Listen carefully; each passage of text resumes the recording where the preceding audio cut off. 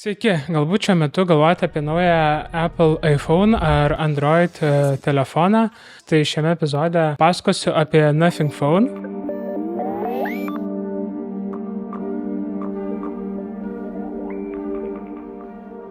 Sujungia geriausias abiejų pasaulių Android ir iOS savybės, siūlydamas unikalų dizainą, sklandų veikimą ir daugybę kitų funkcijų, kurios jūs tikrai nustebins.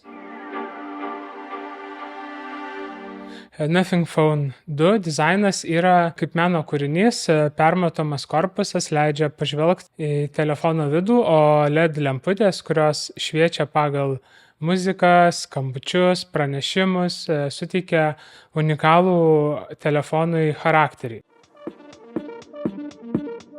Greitas procesorius, didelė RAM atmintis ir švari Nothing OS operacinė sistema sklandžiai veikia, bei didelė baterija leidžia naudotis telefonu net iki 2 dienų be papildomo įkrovimo. Aš pats nemažai laiko praleidžiu YouTube žiūrėjime ar muzikos klausime, tai man tas labai aktualu. Kaina yra labai prieinama, tai jis tikrai gali net konkuruoti su žymiai brangesniais konkurentų modeliais.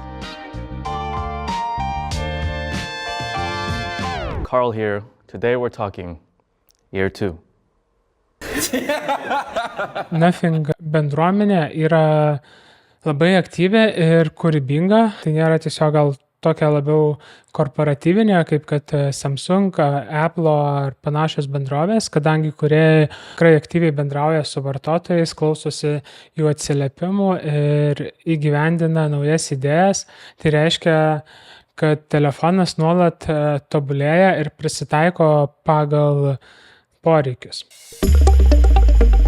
Trūkumai būtų tokie, kad visų pirma, kameros kokybė nėra aukščiausia, jinai tokia bet tikrai neprilygsta naujausiam Samsung, iPhone modeliam. Taip pat pats korpusas šio telefono yra labai slidus ir netgi ant sąlyginai plokščio paviršiaus jisai daug šansų gali būti, kad nuslys, dėl to reikia tikrai naudoti papildomus dėkliukus.